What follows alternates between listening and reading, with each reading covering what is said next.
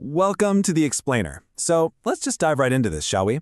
Today, we are going to explore a really fascinating journey, how tiny, almost completely accidental ideas transform into the global titans that define our modern culture. We're going to map out these incredible trajectories, going from late-night experiments all the way to billion-dollar buyouts, and then looking at the incredibly heavy responsibilities of managing a massive global user base. So here's the question for you. What do Spanx, Slack, and Instagram actually have in common? I mean, at first glance, a shapewear brand, a corporate messaging tool, and a massive photo-sharing app seem completely unrelated. But here's the crazy part. Not a single one of these giants started out as the massive, heavily funded corporate behemoths that they are today. In fact, their origins are incredibly humble, and that shared DNA is exactly what we are going to unpack. Section 1. The Power of Side Projects.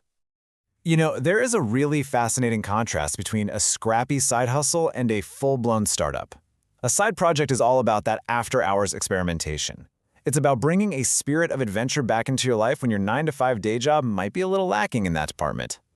But it transforms into a true startup when it actually matures into a viable business, proves its potential, and crucially, when you start confidently telling people about it, going after funding, and finally claiming those bragging rights. Just look at how incredibly scrappy these beginnings can be. Take Noah Kagan. He started the digital deals site AppSumo with literally a $50 landing page. And get this, it was partially funded by a $20 loan from his mom. Then, over in San Francisco, back in 1995, Craig Newmark really just wanted to make some friends in a new city. So he creates a simple email list for local events, and boom, that eventually becomes Craigslist. GitHub?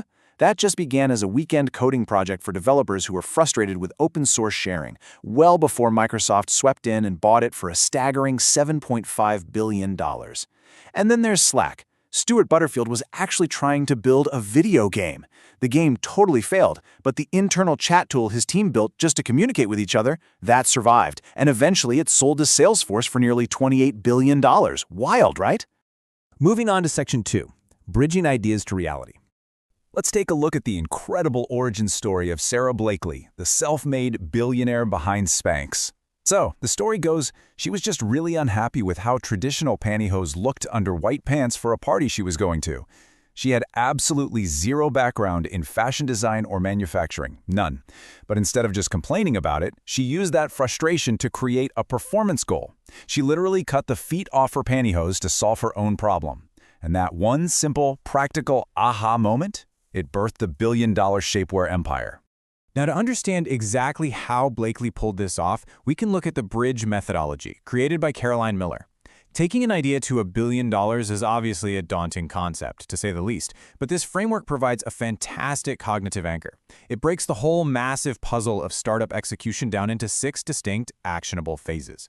Let's trace Blakely's journey right through this framework. First up, brainstorming. That was her testing materials and literally cutting up pantyhose. Then comes relationships. She famously sent a sample directly to Oprah Winfrey, which landed Spanx on Oprah's favorite things list. Talk about a game changer. For investments, she poured in $5,000 of her own savings, all while still working her day job selling fax machines door to door. Then she exercised rigorous decision-making by demanding strict quality control and totally eye-catching packaging. And you have to talk about her good grit. She faced endless rejections from male-dominated hosiery mills who just didn't get the product, but she completely refused to quit until she finally got a yes down in North Carolina. All of this ultimately culminated in excellence, creating a product that didn't just sell, but actually empowered women with confidence and comfort, literally setting a brand new standard in the entire industry. All right, on to Section 3, Fueling the Startup Machine. So you've got the execution down, but hypergrowth? That requires fuel. Founders generally have 5 main avenues to secure this financial backing. First, venture capital. This brings in the big bucks, but you are trading away a slice of your equity to those investors, which is exactly what Slack did. Alternatively, there's bootstrapping. That relies entirely on your own personal finances and operating revenue, a path that companies like MailChimp famously took.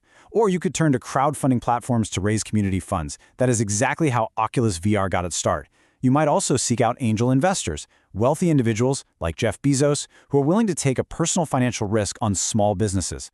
And finally, accelerators and incubators like Y Combinator offer rapid growth and mentorship, usually in exchange for a percentage of the company.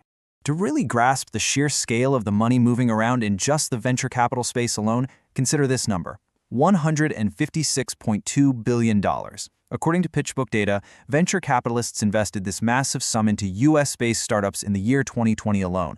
If you do the math on that, it equates to roughly $428 million being poured into startups every single day of the year. I mean, the capital available for the right idea is just absolutely astronomical. Let's look at a specific case in Section 4, the Instagram phenomenon. Let's trace this absurdly fast trajectory. Back in 2010, Kevin Systrom and Mike Krieger had this cluttered Foursquare clone app called Bourbon. They quickly realized it was just too complicated, so they stripped the whole thing down to focus solely on its most popular feature, which was photo sharing. They renamed it Instagram. Fast forward just 2 short years to 2012, and Facebook acquires them for approximately $1 billion in cash and stock right before Facebook's own IPO. By 2018, the platform hits a staggering 1 billion users. And then, by 2020, to compete with TikTok, they launch Reels, pivoting heavily into short-form video. Today, Reels averages a mind-bending 150 billion views every single day. Which brings us to Section 5, the complexities of scale. But as you might guess, scaling to that enormous size isn't just one big victory lap. First, let's look at their staggering global reach as of early 2025. India leads the pack with an incredible 414 million users, followed by the United States at 172 million and Brazil at 141 million. When you have a user base that is this vast and diverse, spanning entirely different cultures, languages, and legal jurisdictions, you inevitably run into incredibly complex moderation and psychological challenges. The sources outline several of these complex realities. First, we have the 2021 Wall Street Journal leak of internal Meta research. This data indicated that the platform had both positive and negative effects on teen body image, particularly for girls. Second, there are ongoing studies regarding digital addiction, which link short-form video features like Reels to dopamine loops that can really affect attention spans. Third, the platform is continuously facing intense censorship debates. We're talking everything from shadow banning claims to controversies over restricted Palestinian content to the long-running Free the Nipple campaign regarding the moderation of women's bodies. And finally, scaling moderation requires AI, which unfortunately led to a 2026 wave of erroneous account bans. This caused extreme stress and financial loss for users who are caught up in these automated sweeps without any easy way to appeal to a human. So it is a really complex picture.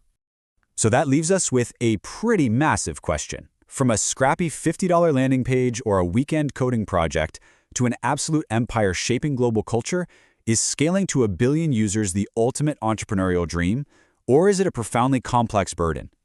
The journey from a side hustle to a titan is undoubtedly fascinating, but as we've just seen, the responsibility of global influence is undeniably heavy. Something to think about. Keep asking questions, keep learning, and we'll see you next time.